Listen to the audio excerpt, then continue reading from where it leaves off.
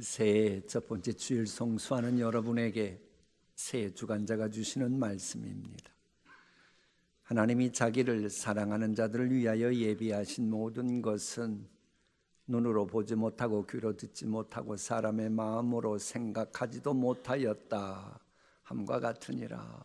아주 추상적인 말씀, 때로는 뜬구름 잡는 것 같은 저런 말씀이긴 한데, 오늘의 말씀 듣고 실천하노라면 여러분 연말에는 나의 소원이 참 신비스럽게도 이루어진 한 해였구나 라고 간증할 줄 믿습니다.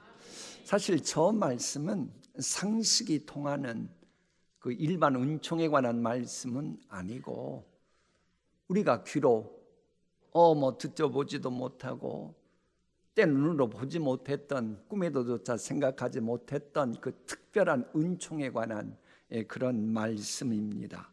이 말씀을 이해하려면 본문 바로 앞에 나오는 그 은밀한 신비한 지혜에 관한 말씀부터 봐야 합니다. 오직 은밀한 가운데 있는 하나님의 지혜는, 이게 저 말씀을 보면요, 본문이 2장 9절이잖아요. 고린도전서 바로 앞에 있는 거예요. 오직 은밀한 가운데 있는 하나님의 지혜를 말하는 것으로서 곧 감추어졌던 것인데, 이 지혜는 눈으로 보고 귀로 듣고 판단하는 것에 관한 한 그 정통했다고 하는 이 세대의 지혜자와 통치자들이 한 사람도 알지 못하는 그 신비한 지혜입니다. 그 지혜가 누구냐? 예수님의 십자가에 도는 하나님의 능력이요 하나님의 지혜니라. 아직 가보지 않은 2026년이라 할지라도 새 주간자 말씀은 그래요. 아무리 그래도 보도 듣도 못한 그런 신비한 새라고 해도 예수 그리스도의 십자가에 도는 신비한 새를 얼마든지 차지할 수 있는 하나님의 능력과 지혜가 된다라고 하는 겁니다. 이 십자가의 도가 어떻게 보지도 듣지도 못한 새를 여는 열쇠가 될 수 있다고 하는지 알기 위해서 요한복음 18장 19장으로 가야 돼요. 요한복음 18장을 보면 유대 대제사장이 판단을 합니다. 예수님의 공생의 사역을 마무리하도록 억지로 강수를 쓰면 우리 유다 민족이 로마로부터 잔혹한 압제를 받지 않을 것이기에 할 수 없다. 우리 민족을 위해서 예수를 희생양 삼자라고 제안을 하고 예수님을 죽게 만듭니다. 자, 그리고 요한복음 19장을 가면 빌라도 같은 경우는 자기가 다스리고 있는 그 치하에 있는 유다 나라의 안정을 위해서 필요하다면 죄 없는 줄 알지만 예수 죽여야겠다. 그리고 예수님 처형하도록 십자가 처형을 그대로 허락합니다. 이게 그때 당시 눈에 들어오고 보이는 현실이었습니다. 그런데 하나님은 이런 현실을 통해서 예수님을 유대인들 리더들과 빌라도는 그저 생각도 못했던 그 방법으로 온 인류 구원을 위한 대속제물로 삼으시고 온 인류를 구원해서 2026년 신년 예배 드리는 여러분들까지 구원하는 계획으로 확 바꿔놓으셨습니다. 이게 바로 뒤집기 역사를 손바닥 뒤집듯 하시는 하나님의 지혜라고 하는 겁니다. 이 지혜를, 새해를 살아갈 우리는 어떻게 적용시킬 수 있습니까? 우리가 새해를 살아가는 동안 주변에는 그저 자신들이 보고 듣고 그 생각하는 것만을 절대시하는 어둠의 세력들이 여러분을 향한 하나님의 뜻이 이루어지는 것을 방해하려고 온갖 지혜를 짜내고 용을 쓸 겁니다. 그러면서 보여주고 들려주는 것은 우리로 하여금 겁을 집어먹게 만드는 그런 것들일 겁니다. 그럴지라도 하나님은 그런 어둠의 세력들의 모든 수를 가지고 뒤집기 역사를 만드셔서 듣도 보도 못했던 신비한 은혜를 얼마든지 누리도록 하실 수 있다. 이게 하나님의 지혜다라고 하는 것이 예수님의 십자가의 도에 나타난 우리로서 얼마든지 적용할 수 있는 메시지입니다. 그렇게 되면 과거에는 아무리 노력하고 애를 써도 열매 맺지 못했던 황무지 같은 삶의 자리라 할지라도 이 신비한 지혜를 품으면 이제부터는 내가 뿌리고 애쓰는 것들이 열매 맺는 옥토로 변화되는 겁니다. 그래서 감사의 열매가 맺히겠죠. 그럼 뭐예요? 하나님의 신비한 지혜를 가진 자는 감사의 열매가 맺힌다라고 하는 겁니다. 이 성경적으로 지혜와 감사는 아주 긴밀하게 연결되어 있습니다. 자, 보세요. 성경이 말하는 지혜는 하나님에 대해서 올바로 아는 겁니다. 그게 지혜입니다. 그러면 나를 위해서 새해를 만들어서 새해를 허락하신 하나님의 뜻을 바르게 알게 되겠죠. 바르게 알게 되면 감사가 나올 수밖에 없는 이유가 있어요. 왜? 내가 보기에도 하나님 보시기엔 말할 것도 없고 부족한데, 아니 나를 위해서 우리 주님이 예수님을 희생장 제물 삼으시고 나를 신비한 새해를 주관할 수 있는 그 주인공 만들어 주신다. 그럼 당연히 감사가 나올 수밖에요. 물론 지금까지의 경험으로 보아 새해를 살아가는 동안에 우리가 완벽하지 못하고 정글 같은 세상이기에 원치 않는 상황이 다가올 수 있습니다. 올해 그럴 거예요.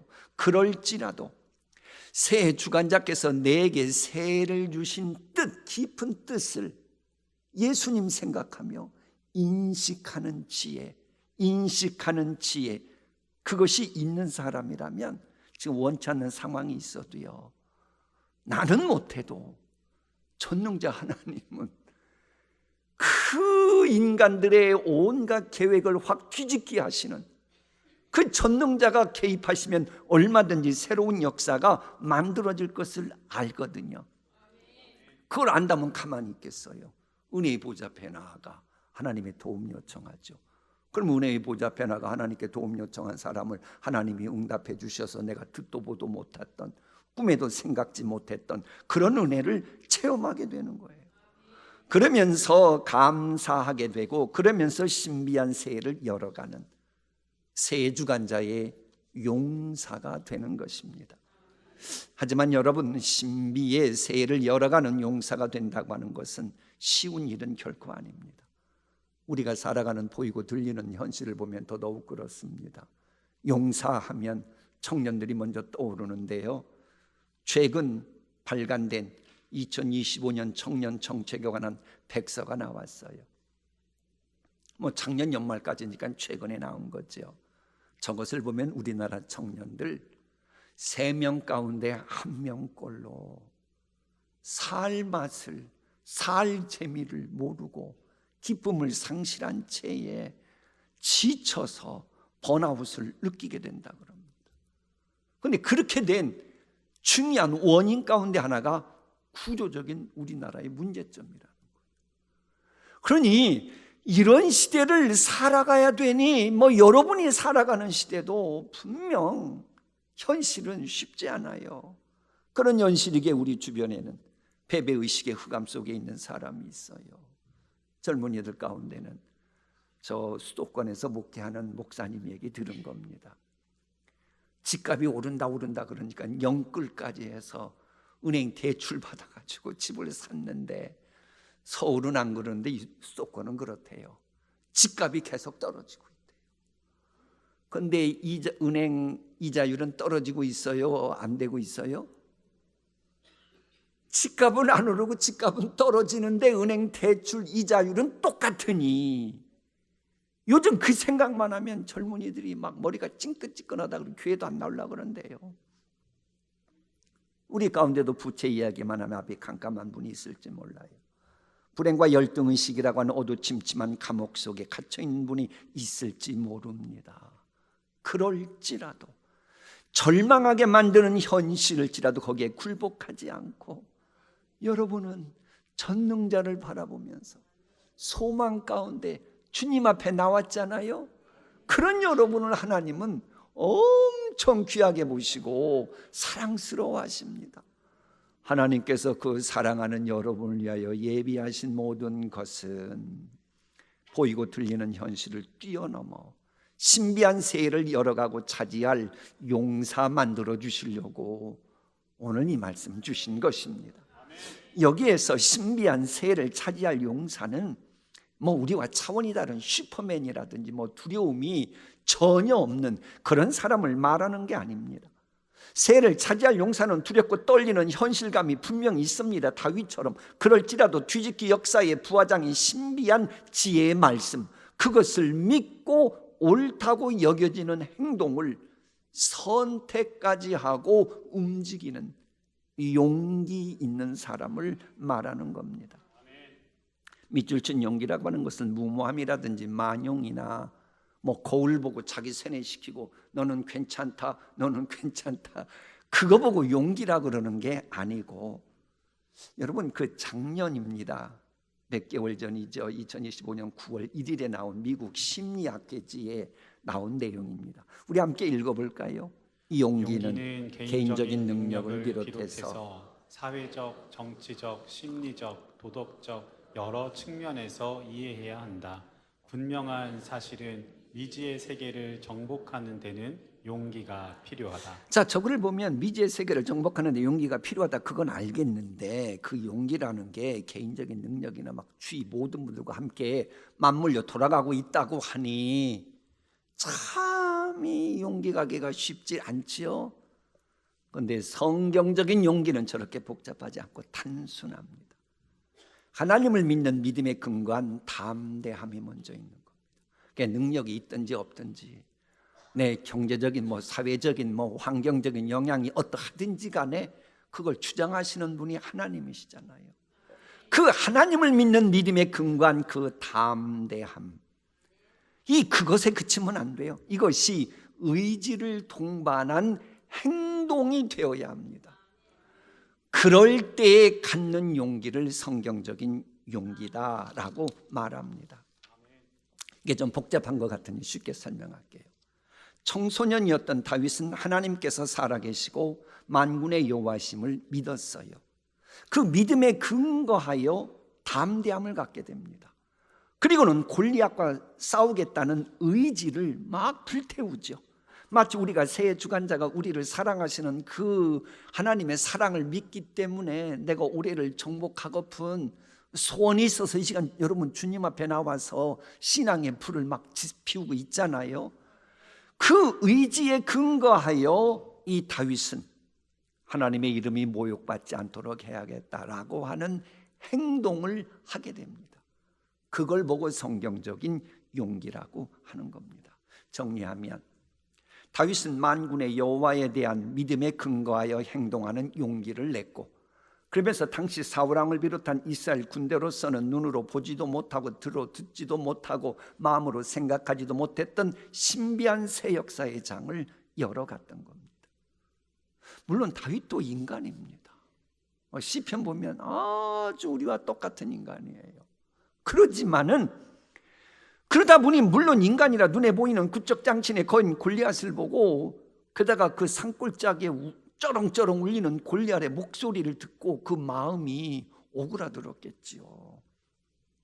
그럼에도 그 모든 상황을 주장하시는 하나님이 나와 함께 계심을 믿었기에, 믿음을 가지니 현실을 바라보는데 두려움이 아니고 뭔가 할 수 있다는 인식의 변화가 오게 됩니다. 여러분도 믿음이 있으면 현실만 보고 그치면 안 됩니다. 그 믿음이 내 현실을 올바로 해석하는 인식의 변화가 와야 합니다.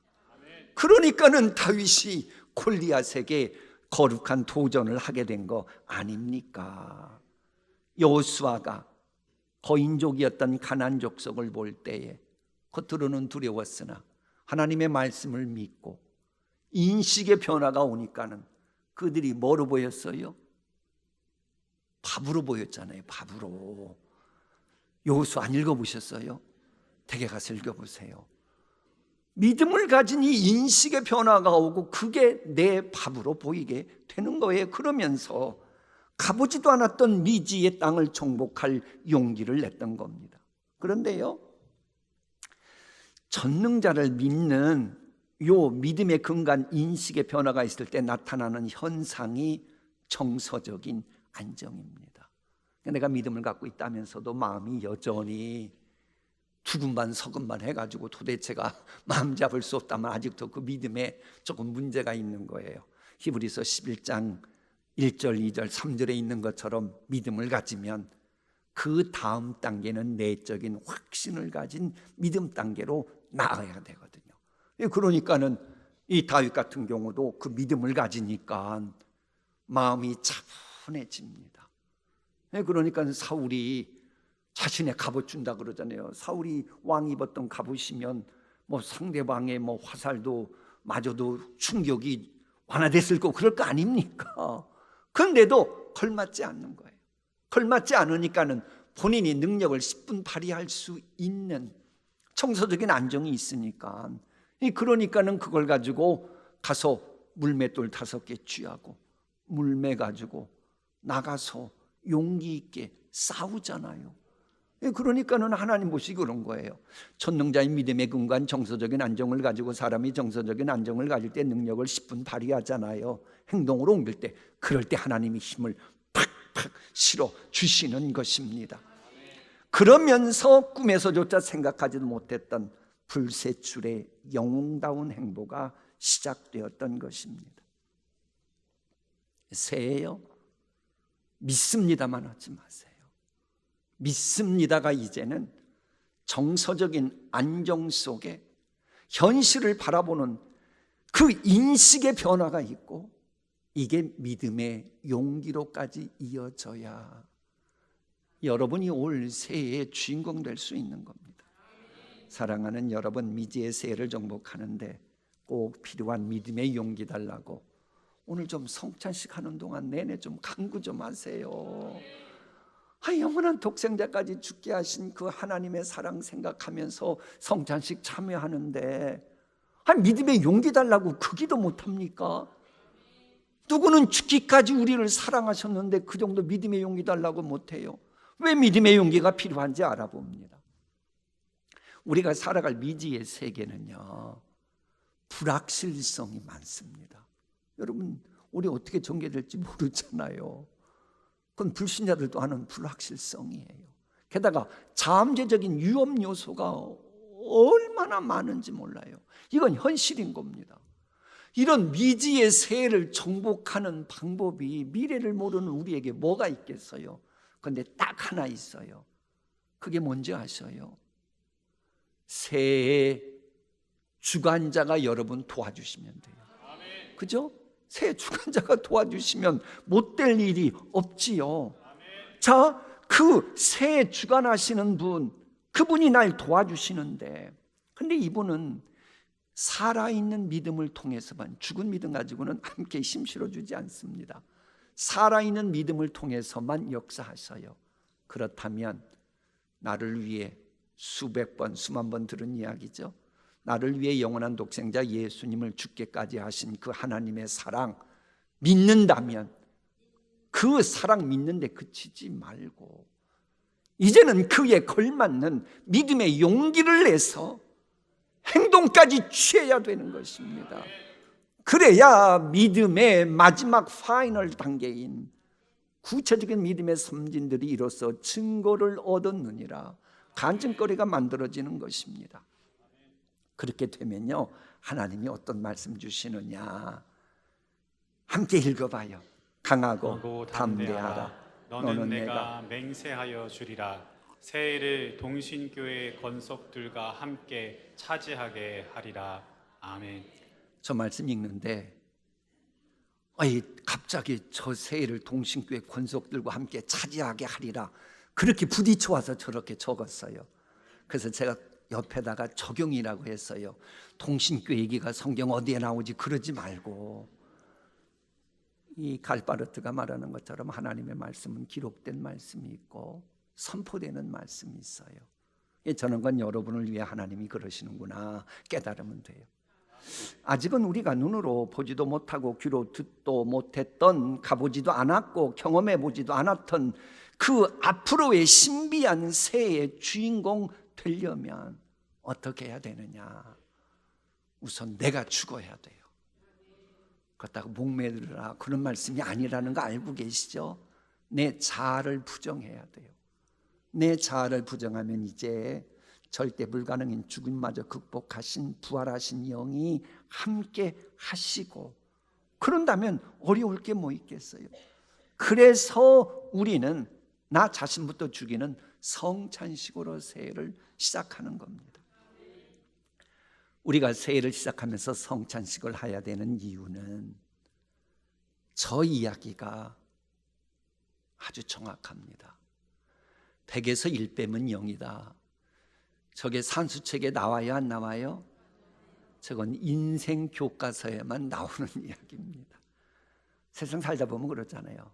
100가지 잘해줘도 한 가지 못해주면 어떻게 돼요? 100가지 잘해준 게 꽝이 돼요. 그러면 돼요, 안 돼요? 안 돼요. 대답 않는 분들, 수상한 분들 있는데, 그럼 제가 여러분에게 잘해줬다가 한번 실수하면 꽝이 되는 겁니까? 그 인간 사는 데는, 은혜의 세계는 저게 100-1이 0이라고 하는 건 통용되지 않는데, 은혜의 세계는 통하지 않는데 율법의 세계에서는 저게 통해요. 세상 법도 그렇습니다. 내가 100번 교통신호 잘 지켰다가 딱 한 번 신호등 안 지키면 경찰 되는 분이 봐줄까요? 안 봐줄까요? 안 봐준다 그러잖아요. 내가 100명이 아니라 1000명, 10,000명, 수백만 명을 사랑하고 희생했다 할지라도 딱 한 사람 미워하고 죽이면 살인자가 되어 감옥에 가야 되는 것입니다. 하나님의 법이 그렇습니다. 큰 바위만 바위 속에 빠져 들어가는 게 아니고 작은 모래라고 해도 바닷속에 빠지는 겁니다. 작은 죄 하나를 범해도 지옥 가는 거예요. 그래서요, 이 말씀 드리는 이유 저겁니다. 새를 정복하고 차지하라고 하는 저 말씀에 불순종하면 그 죄 때문에 여러분 새의 주인공 되는데 문제가 생겨요. 그러니까는 감사하면서 신비한 새해를 열어가는 용사가 되라고 하는 이 말씀을 그저 듣기 좋은 말로만 하고 순종하지 않으면 여러분 새해 복된 해가 될 수가 없습니다. 그래서 혹시라도 내가 새해 시작했지만 아직도 새해를 정복하고 차지할 그럴 생각이 없다면 그 죄까지도 오늘 성찬식 때에 다 사함받아야 합니다. 사소해 보이는 허물일지라도 누구든지 온율법을 지키다가 그 하나를 범하면 모두 범한 죄가 되느니라. 다 된 밥인데 딱 하나 채 뿌리면 그 밥 못 먹는다. 실은 저 말씀 아닙니까? 그래서 우리가 오늘의 성찬식을 하면서 우리가 알고 지은 죄 모르고 지은 죄 허물까지도 깨끗이 사함 받아야, 그 씻음 받아야 당당한 의인으로서 신비한 새해를 열어가는 주인공이 되는 거예요. 내가 죽어야 신비한 하나님의 능력이 역사해요. 아니 제발 여러분, 지금까지 특별하지 못했던 거 경험했다면 이제는 좀 특별하신 하나님이 역사할 수 있도록 좀 장 좀 내드리면 안 되겠습니까? 하나님 역사하십시오. 하나님 역사하십시오. 자, 마무리하겠습니다. 감사하면서 신비한 새해를 열어가는 용사가 되라고 하는 것이 오늘의 설교 제목인데, 왜 이 말씀을 새해 첫 번째 주시는 말씀일까? 그건 이런 겁니다. 여러분에게 있는 멍해건 짐이건 그걸 가지고 여러분이 새해 힘들게 살아가시는 것은 하나님의 뜻이 아니라는 거예요. 멍해가 하나님의 백성에게서 떠나고 그의 짐이 그들의 어깨에서 벗어질 것이라. 이것이 온 세계를 향하여 정한 하나님의 경영이라. 그냥 하나님이요, 올해 지구촌이건 우리나라건 많고 많은 일을 행하시고 경영하실 것입니다. 그런데 그 경영의 핵심 포인트가 저거예요. 모든 사람을 다 위한 것은 그 다음입니다. 제일 우선은 하나님의 백성인 여러분에게서 멍에와 짐이 벗겨져 나가는 것, 이것이 온 세계를 주관하시는 하나님의 경영이라고 말씀하시는 거예요. 감사한 일 아닙니까? 우리가 뭐라고? 그래서 감사하면서 새해를 시작하자는 겁니다.